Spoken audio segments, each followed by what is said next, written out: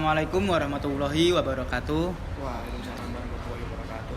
Saya Muhammad Said Faisal. Ya, di sini langsung aja. Agenda hari ini sekarang pukul jam 2 siang akan ada acara podcast bersama Mas Abi Daulah Haq yang berstatus wakil sekretaris HIPMI dan owner dari Borjus Cafe. Ya langsung aja, mungkin pada penasaran ya. Yuk kita langsung aja ngobrol bersama Mas Abi Daulah Haq. Halo Mas. Ayo. Selamat siang ya Mas. Ya, siang. Berarti sekarang kesibukannya apa nih Mas? Kalau sekarang ini kan saya kemarin tahun lalu itu baru lulus pada bulan Maret 2020 ya. Nah, itu langsung ngurusin bisnis. Di sini Borjus ini saya sebelumnya di sini dan juga ada beberapa kegiatan bisnis juga di bidang pertanian khususnya. Jadi kalau pagi saya ngurusin itu, kalau siang sampai malam saya di sini kayak gitu. Oke. Jadi sebelumnya dari itu kan kuliah tuh kuliah tuh lulus 2020. Berarti asli Kendal. Asli Kendal. SD-nya di mana tuh Mas? SD saya dulu di SDIT Muhammadiyah Truko, SMP Muhammadiyah Satu Lari, SMA 1 Kendal, kemudian kuliah di Universitas Jenderal Sudirman jurusan Agroteknologi Fakultas Pertanian. Oh, pertanian. Iya, pertanian. Oh, dari pertanian itu berarti langsung buka kafe apa langsung kerja dulu apa gimana? Itu berkesinambungan Mas. Berkesinambungan. Unik sih. Jadi memang dulu kan saat saya masih kuliah itu kan kita ada yang namanya praktek kerja lapang ya, atau PKL. Oke. Itu di semester 6. Nah, pada saat itu saya itu ambil PKL di Batu Malang Agrowisata. Di sana itu kan dia itu ada perkebunan apel, saya ambil kajian budidaya apel. Kemudian di sana selain ada apel itu banyak banget tanaman-tanaman, ada kopi, ada stroberi, jambu, jeruk dan sebagainya gitu kan. Nah, saat di situ saya itu tertarik, bukan cuma sekedar PKL, tapi saya memang pengen ngambil dari ilmu si owner ini, yang dimana ternyata beliau itu dulu pernah menjadi pegawai PTPN. Nah, pada saat itu kita ada seminar ya dengan beliau ya. Beliau bercerita bahwa beliau itu juga keluar dari PTPN, kemudian membuka agrowisata itu, pemetikan yang pertama menjadi pelopor di Indonesia. Nah, pada saat itu saya baru ingin belajar menjadi seorang pengusaha. Kebetulan karena waktu itu kita mahasiswa ya, ketika kita itu ngobrol-ngobrol, diskusi, entah itu organisasi, rapat, dan bikin tugas sebagainya, kita juga sering di kafe-kafe ya, di kedai-kedai kopi. Lah pada saat itu saya baru kenal ya dengan yang namanya kopi.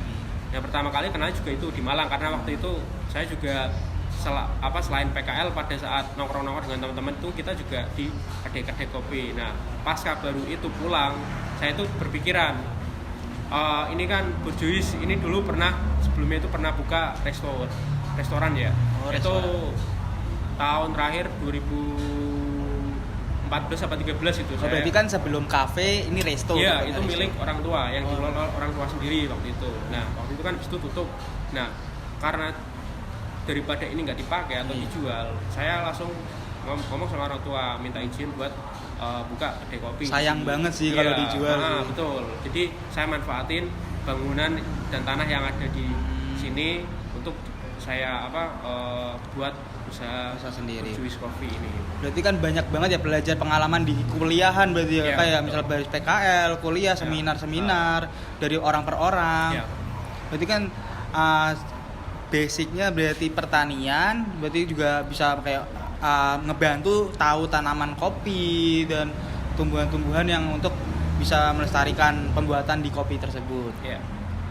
Berarti dari kuliah langsung kerja di mana atau emang langsung buka usaha sebelum kopi? Berarti kan ini langsung buka usaha kopi ya? Buka usaha kopi itu saya masih mahasiswa.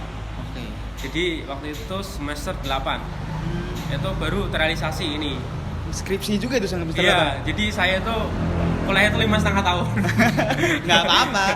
Jadi saya nunda skripsi itu hampir 1,5 tahun ya. Itu karena saya waktu itu fokusnya terbagi dengan mengelola Borjus ini ya. Tapi waktu itu saya konsultasi dengan orang tua ya. Orang tua alhamdulillah dukung lah, intinya apa yang kamu pilih itu ya pokoknya support, tapi yang penting diniatin gitu. Jangan sampai kamu menyesal dengan apa pilihanmu. Memang akan mengorbankan, waktu itu saya mikirkan akan mengorbankan waktu kuliah saya ya, tapi saya di sisi lain mikir seenggaknya ketika saya lulus saya udah ada pegangan gitu ya, penghasilan dan sebagainya gitu ya. Kayak gitu sih Mas. Jadi kan fokus terbagi-bagi ya.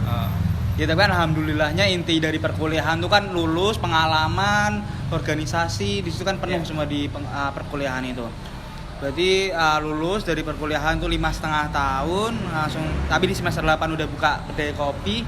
Berarti pengalamannya sebelum nih buka Borgis ini berarti udah lumayan lama ya, untuk maksudnya udah terlalu belajar kesana kesini juga ya. Ya memang kalau bisnis itu kan memang saya itu diajari sejak kecil ya oleh orang tua saya, memang latar belakang orang tua juga berbisnis. Jadi waktu itu saya pernah ada pengalaman SMP itu saya jadi sales kerupuk rambak di Kendal. Ya, jadi waktu itu kan dulu itu yang kerupuk rambak yang harga 1.000-an yang kecil-kecil itu yang tahu. Biasanya buat warung makan. Nah itu saya itu dulu itu nganter-nganter itu Mas, sama usaha bandeng cabut duri. Itu usia SMP berarti berapa ya? 14 2008 2009 pokoknya. 2009 berarti ya. Itu udah sejak dini ya. Iya, waktu itu memang saya udah dilatih buat sama orang tua buat bisnis dari hal-hal kayak gitu. Jadi ya rasanya bisa dibilang sih malu atau nggak malu ya. Namanya juga kita usaha awal dagang ya, kita harus berani, nggak usah malu apapun yang kita lakuin, yang penting itu halal nggak masalah bagi saya gitu. Mungkin kan kendala dari pengusaha lain itu awal untuk buka bisnis itu modal ya Mas ya. Nah ini gimana sih pendapat dari Mas Abi ini kalau untuk kan mau buka bisnis, aduh modalnya dikit, ntar dulu deh, mau buka bisnis dikit ya pasti dialih-alihkan, paling kerja dulu baru dapat duit, baru bisnis. Nah gimana dari pandangan dari Mas Abi, tipsnya itu gimana untuk masalah modal itu, gimana solusinya gitu? Modal itu sekarang anak-anak muda itu pengen banget ya, yang mereka itu pengen punya bisnis atau punya usaha. Nah pada saat ini tuh kita itu sebenarnya itu nggak perlu modal banyak teman-teman. Jadi sekarang itu ada yang namanya kolaborasi. Ketika misal nih kita pengen buka suatu usaha gitu ya, kita punya banyak teman gitu ya, dia punya apa dulu gitu, baru bisa kita gabungkan. Misalkan ya ada yang dia punya usaha baju misal. Nah ya, misalkan baju gitu ya. Nah, terus kemudian yang satu temannya itu dia sebagai marketing gitu, misalkan ya. Digital marketing yang pegang sosial media dan sebagainya. Nah, yang satunya ini mungkin bisa jadi kayak tim teknisnya di lapangan buat bahasanya mungkin kayak langsung penyuplainya gitu. Ya, jadi memang kita itu sekarang kan enak ya dengan adanya, apalagi anak muda itu suka banget dengan adanya kolaborasi. Jadi kita nggak usah perlu yang namanya modal yang sangat banyak gitu ya. Dengan modal terbatas tapi kita bisa memaksimalkan dengan potensi, dengan jaringan yang ada ataupun teman-teman yang sekiranya itu bisa kita ajak bisnis itu sih Mas. Berarti kan emang solusinya itu kan nggak harus mengeluarkan modal banyak, tapi ini kerjasama pun di era digital sekarang juga mudah ya, lebih mudah. Oh seperti itu. Jadi kan kita juga menyampaikan ke teman-temannya juga, jadi jangan takut dengan modal, dan maksudnya kalau emang perlu duit atau perlu modal itu kita sama-sama bekerja sama, satu lingkup dan teman ke teman lainnya. Nah, jadi langsung ke situ. Terus kalau misalnya untuk Borgis Cafe sendiri, prosesnya kan dari resto ke cafe ada proses dong Mas? Jadi gini Mas, waktu itu tahun 2012 awal kita buka resto di sini milik orang tua ya. Itu kan memang restoran Jepang kan. Namanya dulu bukan Borgis itu. Apa itu Mas? Dulu namanya La Resto. Oh La Resto. Mungkin teman-teman ada yang pernah dengar gitu ya dan pernah sempat mampir ke sini. Dulu saya masih kecil banget waktu itu, masih SMA. Ya nggak kecil banget sih, cuma maksudnya belum tahu soal bisnis gitu ya. Nah, terus sampai saat saya itu kuliah pertama ya, berarti semester 1 2014 itu. Karena waktu itu habis orang tua pergi haji pulang, ternyata orang tua itu fokus sama usaha utamanya di pertanian. Jadi di sini waktu itu belum ada yang ngurus karena saya juga masih kuliah awal dan adik-adik masih Kecil SMA lah. ya, masih sekolah gitu kan. Nah, jadi akhirnya tutup lah waktu itu 5 tahun. Oh, sempat nggak tutup kepake. berarti? Iya, sempat tutup. Di sini nggak dipakai. Ya itu yang saya tadi jelaskan. Sempat beberapa banyak yang ingin kontrak, terus juga ingin nanyakan untuk membeli dan sebagainya. Dan daripada ini aset ini untuk dijual eman-eman gitu sayang kan. lah. Iya, sayang bahasanya. Itu mendingan saya ada kepikiran itu tadi ya, bikin bisnis coffee shop gitu kan. Karena apalagi di era sekarang kan milenial ini ya, teman-teman pelajar, mahasiswa itu kan udah ini ya merambah ke dunia kafe ketika mereka pengen nongkrong, pengen bikin tugas. Beda dengan zaman saya SMA gitu ya. Zaman story Instagram sekarang lah Mas. Yang penting nongkrong di mana? Story, tag, upload Instastory, tag ya. Ya itu jadi berarti itu proses segala macem. Untuk ini kan udah berarti ini Borjis berapa lama nih? Udah berapa lama? Ini udah 2 tahun. Secara nggak langsung kan 2 tahun itu butuh yang namanya konsistensi ya Mas betul. ya. Nah itu kayak gimana tuh menghadapi konsistensi itu kayak jatuh bangun di dunia perkafean lah bahasanya itu gimana? Menu mungkin atau apa promosinya digenjotin lagi gimana Mas? Jadi untuk konsistensi itu memang tantangan pertama itu dalam sebuah bisnis F&B ya, food and beverage, entah itu berbentuk kafe ataupun resto, itu adalah pada saat benar-benar setelah mengalami 1 tahun. Itu saya dikasih tahu sama orang tua saya karena dia juga udah berpengalaman dulu kan mengelola resto. Karena di 3 bulan pertama itu nggak bisa jadi patokan. Insya Allah saya yakin lah bisnis apapun, entah itu berbentuk kafe ataupun resto, ketika awal-awal itu pasti rame ya. Nah, gimana caranya bisa mempertahankan konsistensi itu? Banyak yang kadang kita menggait influencer ya. Dari influencer model-model, misalkan di Kendal kita siapa gitu kan, terus komunitas dari YouTube, dan kemudian teman-teman yang mereka memang punya masa gitu ya, entah itu organisasi dan sebagainya. Saya pun juga demikian, awal-awalnya memang kita menggait influencer kayak mereka yang punya desain grafis mungkin apa? Ya, terus kita undang ke sini gitu ya buat promosi dan sebagainya kan, akhirnya kita dapat juga kan follower, kemudian juga mereka tambah tahu kita kita upload di beberapa Instagram yang mereka memang punya follower yang banyak gitu kan. Terus kemudian habis itu kita juga kadang ngadain live musik ya. Kemudian dengan menggandeng komunitas, banyak banget ada komunitas musisi Kendal, kemudian ada komunitas stand up comedy, kemudian waktu itu kita juga pernah ada dari Kendal kreator juga ya. Dan itu pun juga istilahnya memang itu bagian dari ini sih Mas, dari saya gitu kan. Saya juga senang kan dari dulu memang organisasi, jadi ketika ada teman-teman komunitas ataupun apa yang pengen kolaborasi ke sini tuh saya malah terbuka banget gitu ya. Mau bikin acara, event dan sebagainya memang kita welcome banget ya. Karena memang dunia saya di situ kayak gitu. Berarti untuk menjaga konsistensi dengan variasi itu ya. Berarti kayak misal media tetap jalan, terus acara-acara terus kayak contohnya live musik, stand up. Itu juga membangun juga sih untuk mempertahankan bisnis. Kan apalagi di dunia sekarang itu hiburan-hiburan kayak musik, sekarang musik genre-genre bahasanya EDM juga ada gitu tuh. Dan waktu itu saya masih ingat EDM itu ya, DJ gitu kan. Itu pertama kali itu dia di sini. Jadi komunitas DJ Kendal itu waktu itu pertama kali ngajuin proposal tahun 2000 berapa ya? 19 kalau nggak salah itu kesini ya. Dan kita ACC dan ternyata memang bener. Pertama kalinya mereka berani mengajukan proposal itu di kafe daerah Kendal itu di Borjis ini, dan waktu itu memang kita support banget ya. Kita kasih sound system yang bagus.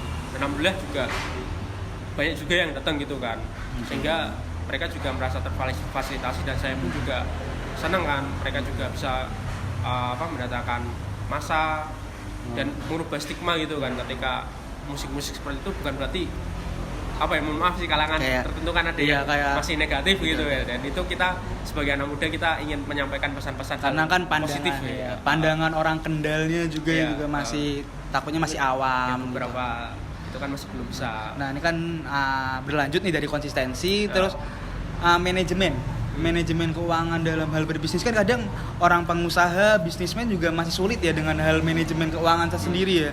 Nah itu tuh cara memanage duit bahasanya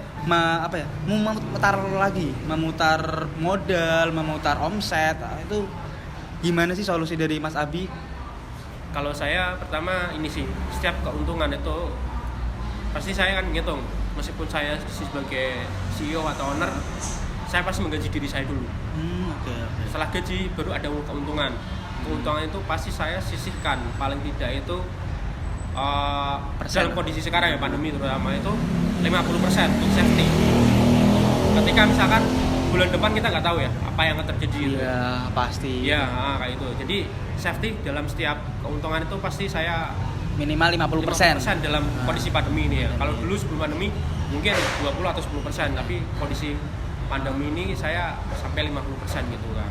Sehingga ketika hari berikutnya atau bulan berikutnya ketika kita pengen bikin sesuatu ya, ngembangin entah itu lewat event ataupun kalau event sih ini ya pandemi masih terbatas, mungkin dalam hal Media mungkin. media gitu ya. Kita kan jujuran banget ya media selama pandemi ini. Mau pokoknya promosi lewat Facebook Ads, kemudian Instagram Ads, itu kan berbayar Mas. Itu. Jadi kita alihkan untuk ke situ yang gitu tadinya itu pengeluarannya untuk event dan sebagainya kan. Jadi manajemen itu memang kuncinya juga di manajemen sih.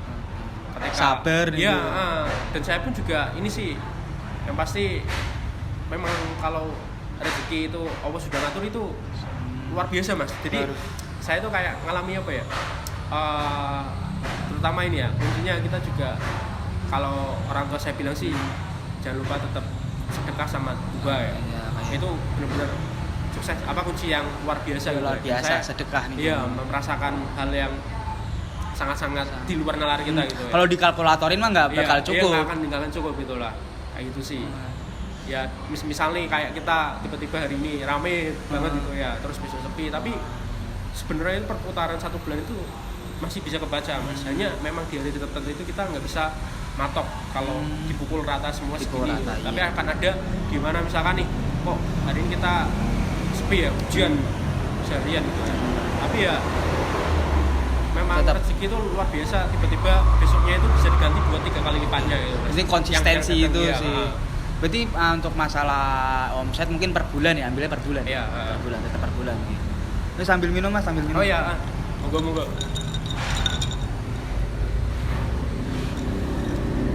Nah sekarang, tapi alhamdulillah sekarang kan Borji sudah berdiri sampai sekarang 2 tahun ya, kurang 2 tahun. Dan untuk karyawan sekarang udah punya ada berapa Mas? Ini bertiga ya. Berempat sama saya. Jadi kan ada owner udah terjun langsung, terus dibantu dengan karyawannya saling follow up dan backup itu ya. Untuk menjaga keharmonisan dalam dari owner ke karyawan itu tuh gimana sih Mas? Kan kadang ada yang karyawan kurang serk gitu sama yang punya atau ownernya. Kalau ini sih saya kan juga belajar di organisasi juga ya. Iya. Ya memang nggak jauh-jauh sih sebenarnya mengelola perusahaan dengan organisasi gitu ya. Pasti akan ada ketika misalnya kita organisasi punya beberapa teman-teman pengurus yang entah itu staff ataupun bidang lain kan kadang kita ada yang namanya miskomunikasi. Iya, miskomunikasi. Dan itu kadang kita lakukan upgrading. Upgrading itu. Iya, kemarin kita juga minggu lalu baru upgrading, saya ajak teman-teman di luar. Ya intinya buat saling mengakrabkan. Kemudian saya juga adakan evaluasi tiap 2 minggu sekali ya. Bagus banget. Apapun kekurangan kita omongkan ya apa adanya gitu ya. Yang penting unek-unek lah. Iya, unek-unek kita keluarkan. Kalau udah kan gitu kan. Kayak itu sih. Seperti itu. Kemudian tetap bisa profesional lah, misalkan ada masalah pribadi atau apa dari rumah atau dari luar, ketika kerja tetap profesional, kita nggak menunjukkan hal kayak gitu. Oke, siap. Kayak itu sih. Itu berarti untuk menjaga keharmonisan di owner ke karyawan itu adanya upgrading, profesional tetap terjaga, terus intinya silaturahim dan evaluasi tiap beberapa minggu sekalinya itu bagus banget itu. Nah dalam hal itu juga keinginan apa sih ya yang maksudnya yang sampai sekarang ini Borjis berdiri, keinginan apa dari Mas Abi yang ada yang masih kurang nih di Borjis Cafe, keinginannya apa untuk rencananya berikutnya gitu? Ini sih ya pasti pengen ngembangin biar lebih gede lagi ya. Gede lagi. Insya Allah lantai 2 ya. Alhamdulillah, amin. Amin ya. Gitu. Ya, Terus betul. kemudian kedepannya juga Burjus ini bukan cuma sekedar kafe, tapi itu menjadi sebuah brand lokal ya. Brand lokal. Nanti entah itu kita akan ada Burjus Cafe, kemudian catering juga, benar-benar ke catering, kemudian nanti siapa tahu bisa ke clothing juga kan. Wah. Jadi orang akan melihat Burjus di mana-mana. Rencana mau buka cabang nggak? Belum. Doain aja sih, bismillah ya. Ya bismillah, kan namanya sekarang Ya. kan kafe waralaba banyak kayak Ya. ya contoh Ah. mau sebut merek ya itu Ya, ada. ah. Nah, jadi segala macam. Intinya tuh kedepannya kan pasti keinginannya maju kan seperti itu. Oh, jadi tapi dengar-dengar nih Mas, kan Mas Abi juga berkesinambungan di organisasi HIPMI.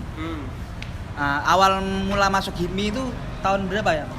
Awal mula masuk ini saya tahun 2000, sebenarnya itu dari SMA Mas. Waktu itu udah diajakin sama ketum sekarang ya, Mas Arifianto. Beliau itu kalau nggak salah masih ketua bidang. Oke. Tahun 2014 atau 2015 ya. Nah, tapi saya itu masih anggota. Saya belum masuk pengurus karena pasca lulus kan saya ini ya di luar kota kuliah. Di luar kota. Selama 4 tahun. Nah, selama 4 tahun ada musyawarah cabang HIPMI Kendal yang kemudian saya datang ke sana dan Mas Arifianto kepilih dan saya ini ditarik gosip buat ikut ke pengurusan Ikut ke pengurusan. dan dijadiin sebagai wakil sekretaris ya. Ya itu masuk ke pengurusan di 2019.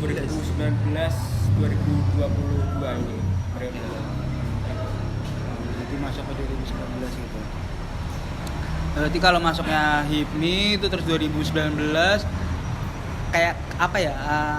Mungkin pengalamannya di HIPMI itu kan beda ya, namanya organisasi kampus, organisasi luar kayak kemasyarakatan itu kan juga beda. Contoh kayak banyak kan kalau HMI juga masuk kampus ya, masih kampus ya HMI. Iya.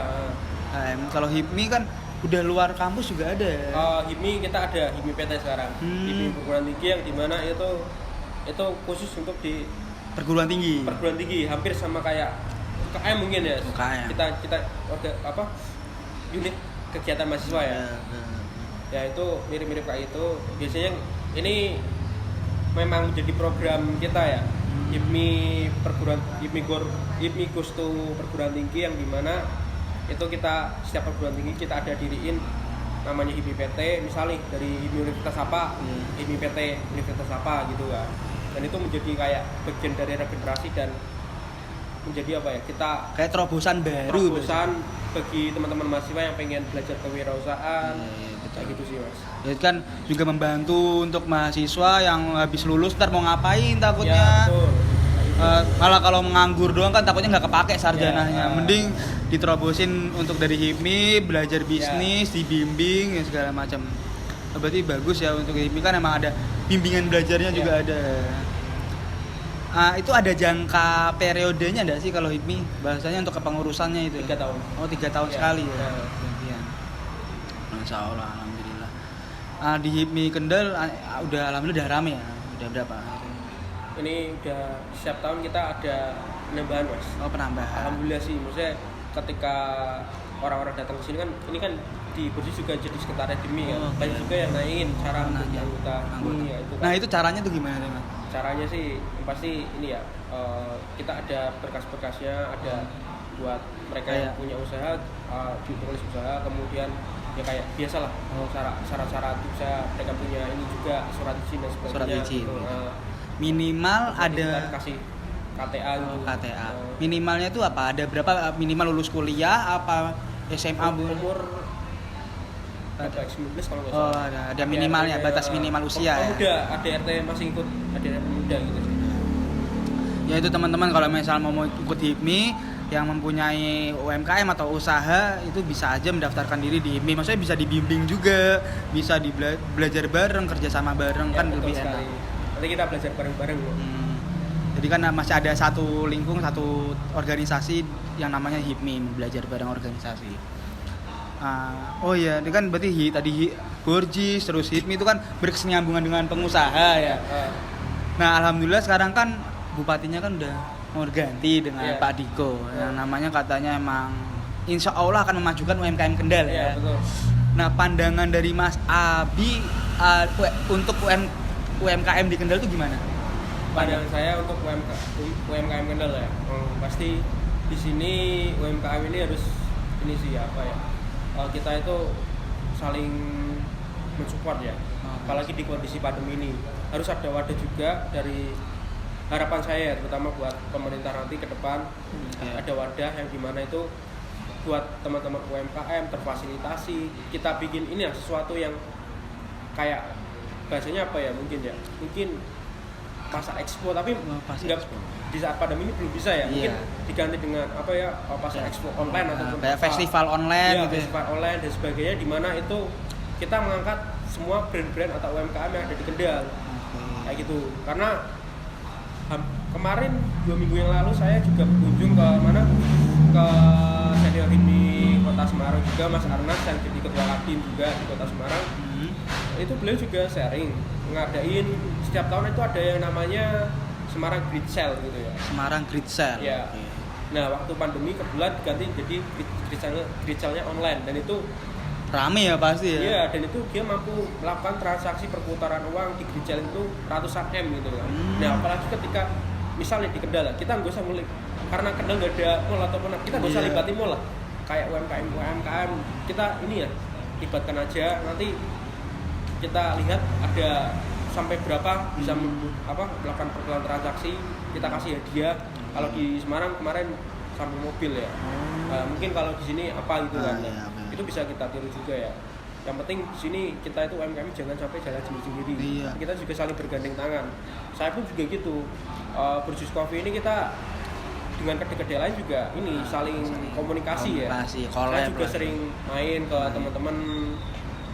Jadi kita itu meskipun usahanya sama tapi kita itu masih ini akur teman-teman. Intinya itu di dunia bisnis itu jangan sampai egois gitu ya. Kita itu malah nggak ngerasa saingan, tapi malah saat pandemi ini kita temen lah. Malah kita bikin konten bareng kemarin buat ngangkat masing-masing kedai ya. Kita nggak sungkan-sungkan ngelibatin atau make dari brand teman-teman kedai-kedai lain untuk kita angkat juga. Jadi kan akhirnya kita kelihatan saling support nih. Ya bagus berarti. Ya begitu teman-teman. Jadi kalau emang ada saingan tuh malah jangan dibikin saingan, malah takutnya malah takut atau minder. Nah, dibikin kerjasama, dibikin kayak support bareng, konten bareng kan lebih asik. Jadi semua teman, satu lingkungan, satu daerah itu semua teman. Malah lebih enak gitu kan pembawaannya. Nah, ini masuknya aja UMKM Kendal seperti itu. Oke, sekarang masuk ke sesi game ya Mas Abi ya. Tinggal jawab aja nih, game pernah nggak pernah? Pernah nggak pernah? Ada, itu pasti ada di stasiun TV, ada itu game pasti. Kamu sebut merek? Nggak usah, ntar langsung dimasukin gitu ntar. Yuk, yang soal pertama, pernah nggak pernah Mas Abi lihat konsumen atau pembeli di Burjus Cafe mesen minum satu doang tapi lama banget nongkrongnya? Pernah nggak? Pernah. Nah, itu gimana tuh posisi dari Mas Abi kalau misal tuh pembelinya mesen satu tapi udah habis tapi masih aja nongkrong tuh gimana itu? Kalau saya memang bagian dari ini sih Mas. Kafe itu kan orang datang ke sini nongkrong gitu. Pesen berapa misalkan ngopi gitu ya, satu kan. Itu kan pasti akan lama Mas. Entah itu mereka sambil main game, nongkrong atau ngobrol gitu atau bikin tugas gitu kan. Tapi memang itu bagian dari ini konsep gitu kan. Pasti saya udah hafal loh. Ketika itu ada rumusnya sebenarnya saya. Ketika misalkan nih ada yang pesen makanan berat, biasanya minumannya ringan. Kalau mereka pesen kopi, makanannya yang ringan. Udah tahu ya rumusnya, udah tahu ya. Pasti itu kayak gitu. Berarti kan intinya kalau mau ngusir juga piye gitu kan ya. Oke, berarti pernah ya. Nah, yang soal yang kedua, pernah nggak pernah salah transfer duit aturannya ke A malah ke B? Alhamdulillah enggak. Kan maksudnya kan sebagai owner tuh biasanya sering ya namanya transfer gitu kan, mau beli alat atau beli barang gitu kan pasti takutnya ada aja kesalahan-kesalahan. Masalah juga ada orang kayak gitu Mas. Ya lanjut pertanyaan yang ketiga, pernah nggak ada orang yang atau temen yang minjem duit ke Mas Abi tapi sampai sekarang belum dibalikin nih duitnya? pernah. Oh, pernah, berarti ada. Nah, dari posisi Mas Abi itu gimana itu kalau misal ada yang minjem tapi atau lama atau belum sampai sekarang malah belum dikembaliin itu gimana? Ikhlaskan atau gimana nih? Saya ini sih baru baca kemarin ya. Quotes itu salah satu artis ya bilang gini, ketika kamu meminjamkan uang berarti kamu harus siap kehilangan uang yang kamu pinjam. Misalkan nih, ketika kamu meminjamkan uang 100.000 pada temanmu, berarti kamu harus siap kehilangan uang 100.000. Coba, coach. Ya, kalau saya dari sih Mas Abi. kayak gini ya, misalkan mereka mau ngembali sih no problem gitu. Syukur-syukur ya. Cuma, alhamdulillah kan, maksudnya saya juga kecuali memang itu jumlahnya banyak banget ya, tapi kan kalau kita masih dalam kategori segitu ya insya Allah ya udahlah, mungkin anggap aja mungkin mereka belum ada atau apa gitu kan. Dan kita juga belum butuh banget kok gitu. Ya kan kata ada pepatah kalau misal mengikhlaskan duit seberapa malah rezekinya lebih tambah banyak. Ya. Ya lanjut soal berikutnya. Ya, mungkin yang kembaliin nanti, yang lihat kembaliin. Amin. Pernah nggak niatnya belanja atau beli sepatu doang, misal ke mall nih atau ke mana tapi malah beli barang yang lain juga. Misal awal nih dari rumah mau ke mall mau beli sepatu doang Pernah. Misal apa nih mau dibeli barang apa lagi selain sepatu atau apa? Biasanya sih ya sepatu, celana, kaos. Oh, ya berarti niatnya tuh kan sepatu ya, tapi pas wah udah sampai sini ya, kok kayaknya naik akan sedikit lah. Kok ada celana bagus, ada kaos bagus, wah ini lagi diskon nih. Diskon itu. Emang penyakit Iya. ya. Oh, jadi seperti itu. Jadi kan yang namanya manusiawi itu ya, Mas ya. Nah, ya ini alhamdulillah sekian nih dari game ini berarti berapa soal tadi? 1 2 3 4 5. Nah, terjawab ada yang pernah, ada yang nggak pernah. Nah, itu inilah dari Mas Abi sebagai wakil sekretaris ISMI dan owner The Gorgeous Cafe dan sarjana pertanian. Pesan-pesan buat UMKM ataupun para pengusaha muda lainnya yang sedang merintis, yang penting tetap semangat di saat pandemi ini ya. Teman-teman jangan pernah mengeluh kesah. Boleh kok mengeluh kesah, tapi jangan sampai kayak mengeluh kesah itu menjadi teman-teman semakin down. Tapi pada saat pandemi ini malah justru kita harus terus inovasi dan beradaptasi, terutama buat teman-teman yang pengen berbisnis. Misal masih pengen mikir ya, takut gagal ataupun rugi ya, justru disitulah tempatnya belajar. Mumpung masih muda, jangan takut untuk gagal. Habiskanlah gagalmu di saat masih muda gitu ya teman-teman. Mungkin itu aja pesan saya buat teman-teman para pengusaha muda lainnya yang sedang merintis. Pokoknya kita sukses bareng-bareng lah buat teman-teman pengusaha muda di Kendal ini. Oke. Mantap sekali dari Mas Abi, pesan-pesannya inovatif, jangan sampai menyerah. Subhanallah. Terima kasih untuk Mas Abi. Semoga tambah maju usahanya, selalu berkembang, support satu sama lain. Dan kita ini saling silaturahim, tetap menjaga silaturahim tersebut. Ya, terima kasih Mas Abi. Terima kasih juga Mas. Ya. Oke. Assalamualaikum warahmatullahi wabarakatuh.